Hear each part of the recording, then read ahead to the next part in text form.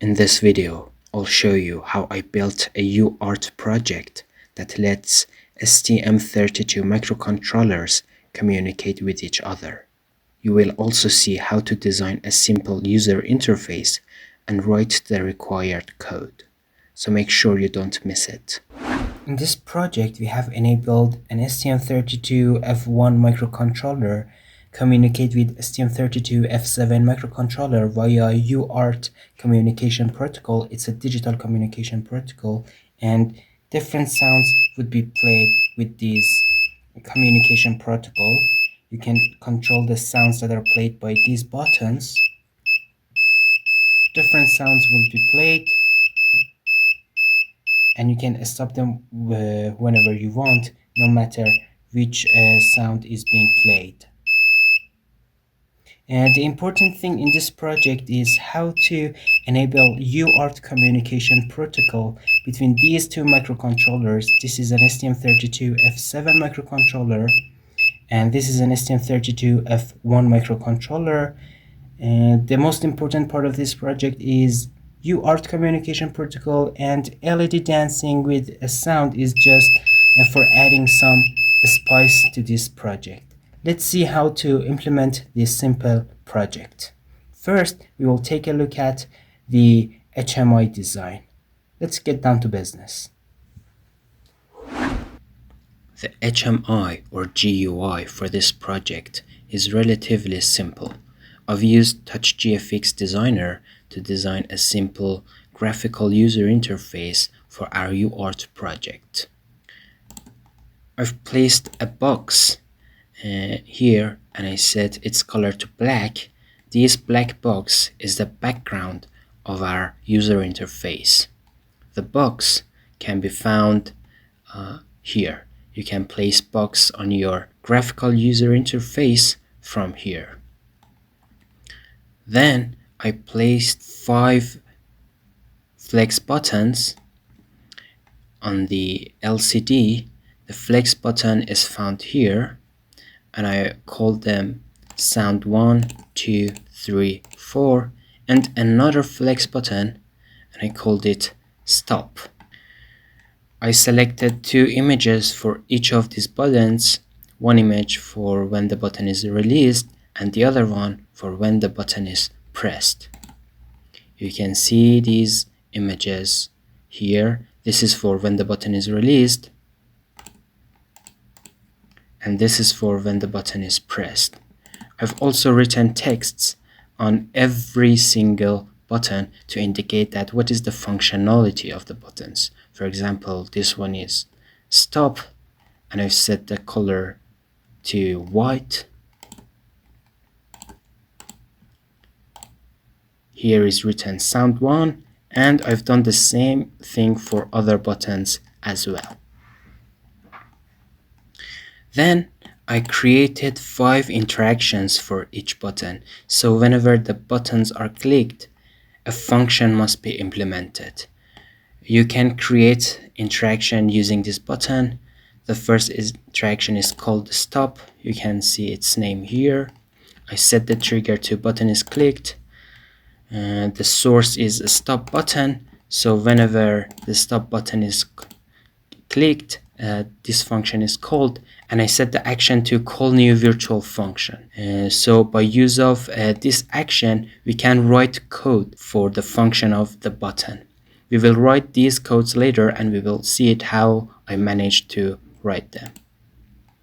I set the function name to a stop sound. This is really important because when we are going to write the code, we use these names to refer to functions of the buttons. And you can also select a name for the interaction. I've done the same thing for play sound 1, play sound 2, 3, and 4.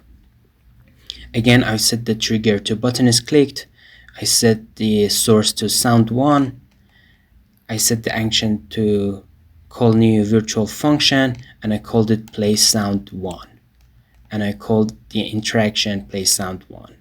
It is not an obligation to choose an interaction name, but you just can see the interactions name here, and you can find them more easily. The most important part is selecting an appropriate function name. For sound 2, I've done the same thing. I just set the click source to sound 2. Again, I set the action to call new virtual function, and I called it play sound 2, play sound 3, and play sound 4. These are the names and function names for other buttons. After finishing designing GUI for the project, by using this button, you can generate the code.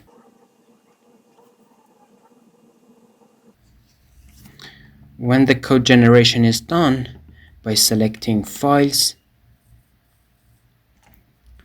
coming out of TouchGFX folder and going to Project folder, and selecting STM32 CubeIDE, you can open the CubeIDE software and write your code there. So let's see how to write code for this simple project. Now we are going to configure the CubeMX file for STM32F7 microcontroller. As you know, in order to drive graphical user interface and touch sensors, many things must be configured like LTDC, FMC, I2C, Quad SPI, and etc. But thanks to TouchGFX software, these configurations are done automatically.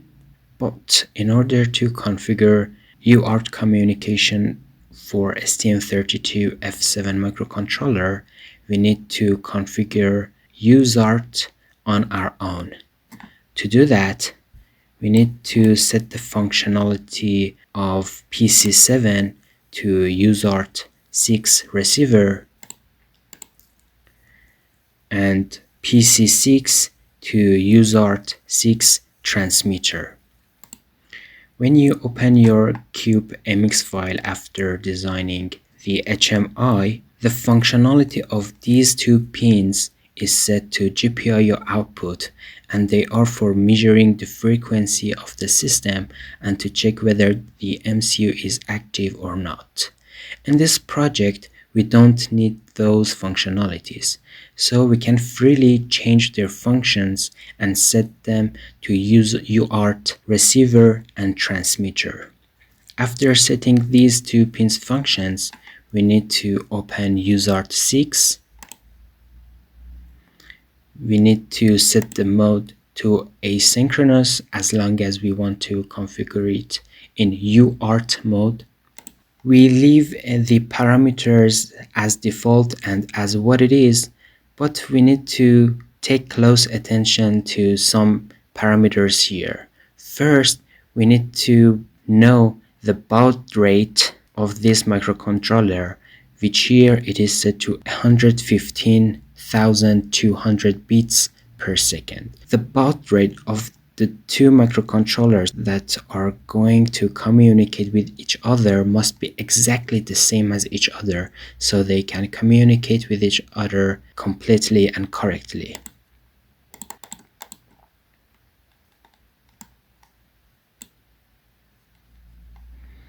The word length, parity, and stop bits. These are important parameters that must be the same in the devices that are going to communicate with each other. And we leave everything else as default. In NVIC settings, we must make sure that UART 6 global interrupt is enabled, because we're going to transmit and receive data in interrupt mode and in non-blocking mode, so we don't occupy the CPU for unnecessary functions. Now, the CubeMX file for the STM32F7 microcontroller is ready, and it can generate the code for us. To do that, it's enough to press Ctrl S. If there are any questions that why I choose pins PC6 and PC7 of STM32F7 Discovery board for UART communication, the answer lies in STM32F7 user manual. We need to find connectors, then we need to navigate to Arduino, which is here, by clicking it. Then we need to find table 5, And here is the list of connectors that we can access them in STM32F7 Discovery board. My MCU is STM32F746 G, and as you can see here, there is a connector called CN4, which is dedicated to digital pins. And here are the list of STM32 pins and their functions. As you can see here, PC6 and PC7 pins are available, and they can be responsible for UART 6TX and RX. So that's why I chose these pins, because they could handle UART peripheral and they are accessible in my discovery board.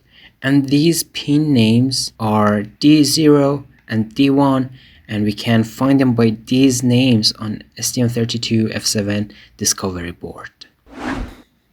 Now we are ready to write the code for F7 microcontroller to make it run smoothly and accurately. To do that, head to the F7 project, application, user, GUI, GUIView.cpp. Let's start with the header file. In the header file, we need to define the functions in virtual format. These functions are the functions that we've set in TouchGFX. For any chance, if you forgot the name of the functions, you can find them in generated GUIView-base.cpp.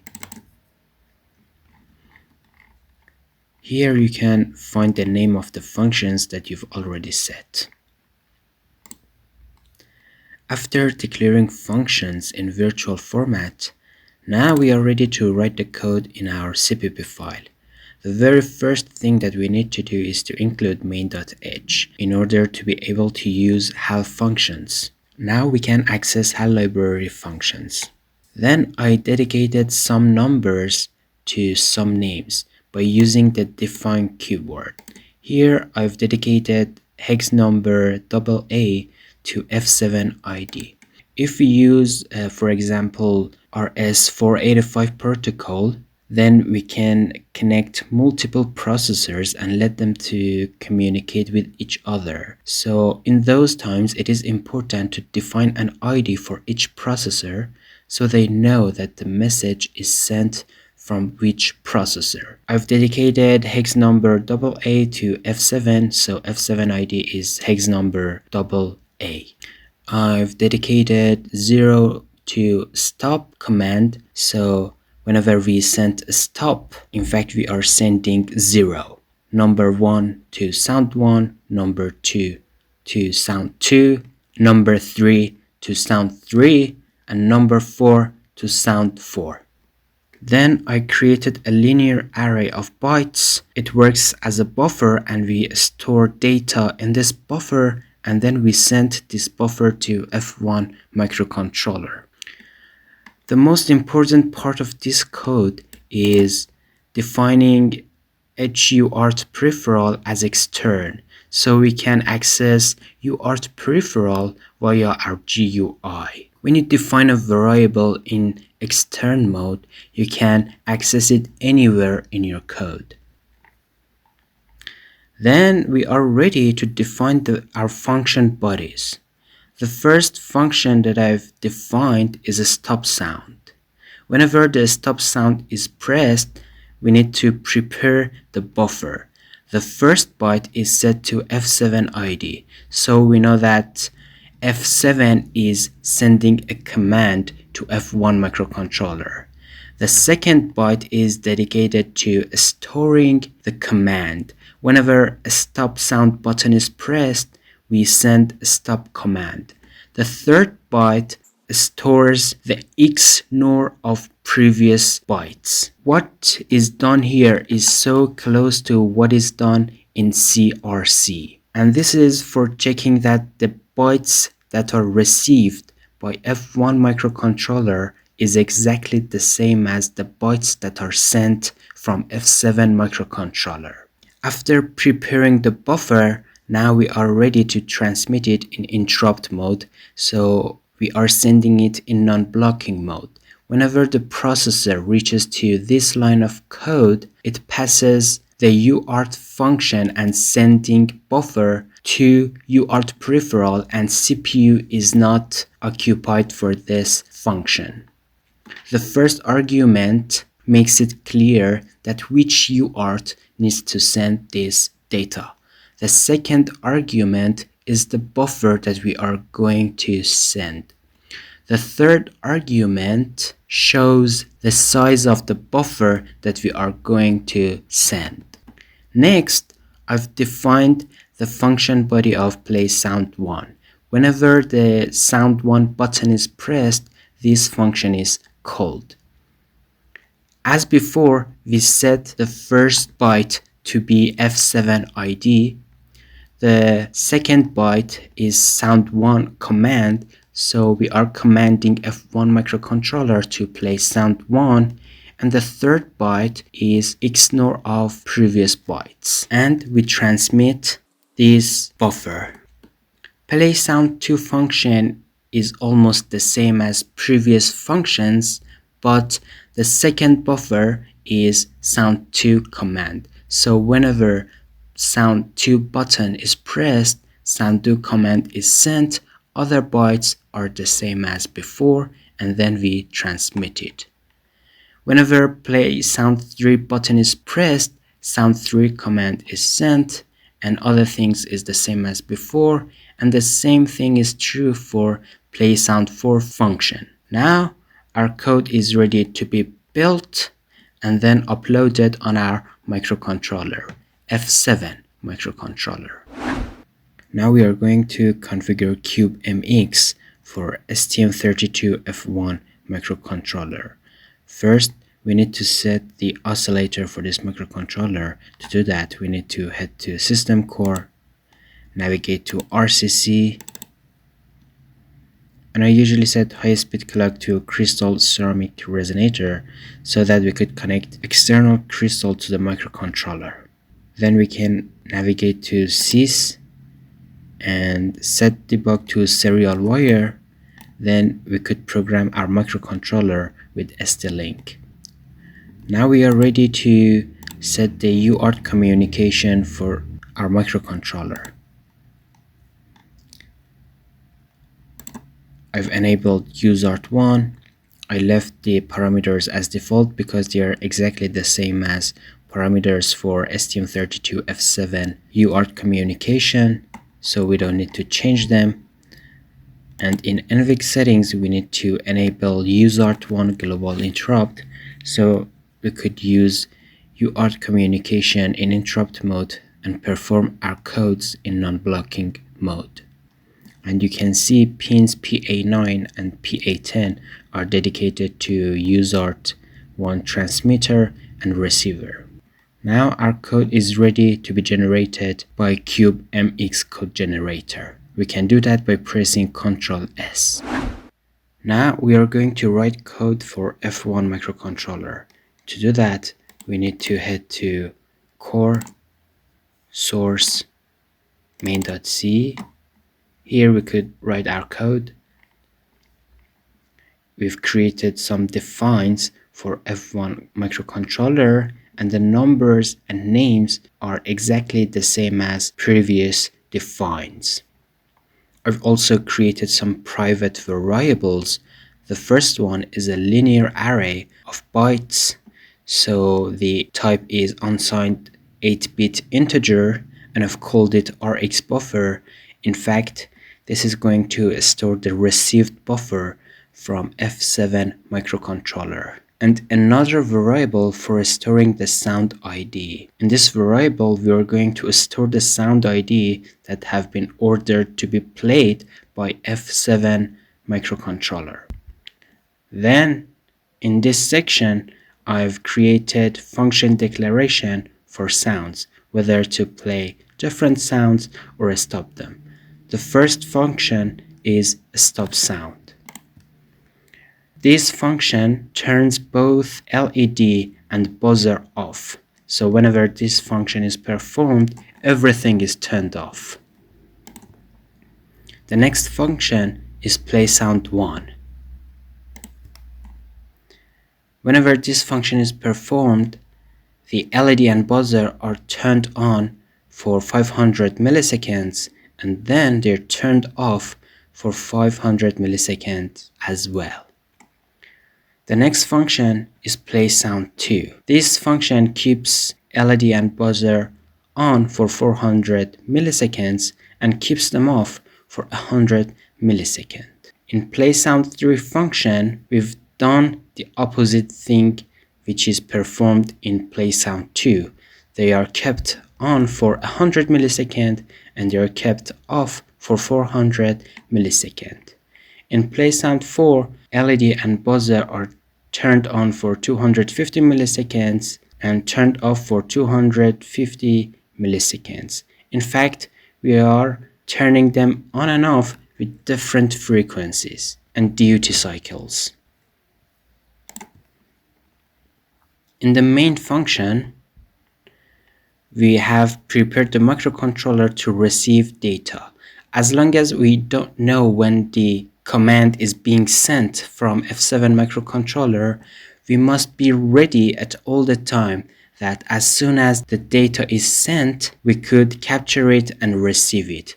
To do that, we must receive data in interrupt format. So as soon as data is sent, an interrupt routine is enabled to receive data and capture it. Let's check our interrupt routine for receiving data. The interrupt routine for receiving data completely is void HAL UART RX completed callback. You can see the syntax here. And whenever the data and buffer is received completely, we check the first byte to see whether the data is sent from F7 microcontroller or not. If F7 microcontroller has sent a data, then we check buffers to see that the received data is exactly the same as the sent data. If they were the same, so we store the sound ID, which is the second byte of the buffer in sound ID. After doing it all, again we must prepare ourselves to receive next command. And in our while loop, we always check the sound ID to see whether it is a stop to perform a stop sound or it is sound 1 to play sound 1. And if the command is playing sound 2, we perform the function play sound 2. And the same thing is correct for sound 3 and sound 4. And now our code is ready to be built and uploaded on our F1 microcontroller. The most important thing that we must consider when we prepare the circuit for UART project is connecting UART pins in cross-coupled format.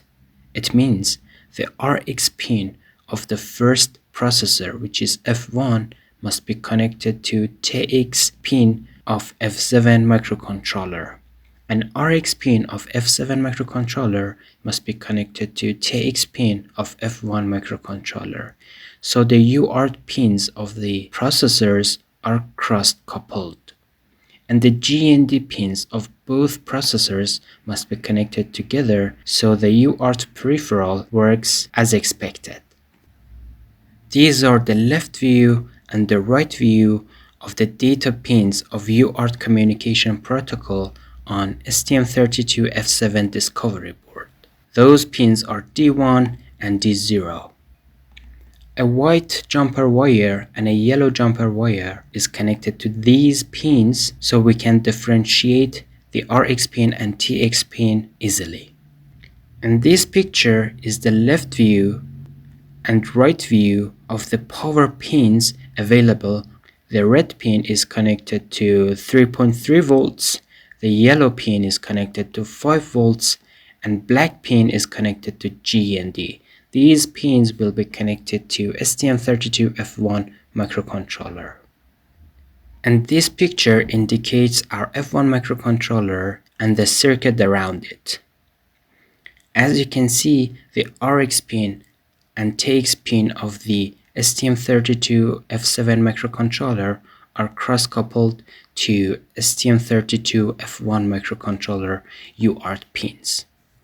3.3 volt of F7 microcontroller is connected to this rail and then connected to F1 microcontroller via this red jumper wire. The same thing is true for GND pin, and 5 volt is provided to this rail via F7 microcontroller. Pin C13 is connected to anode of the LED, and the cathode of the LED is connected to GND via a 220 ohm resistor to control its current. PC14 is connected to base of an NPN BJT transistor via a 220 ohm resistor to control its current. The emitter of the BJT transistor is connected to GND, and on its collector is our buzzer.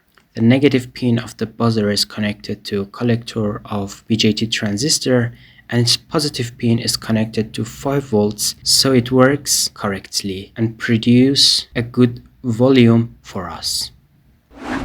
And here's the final result of this project. You can play different sounds,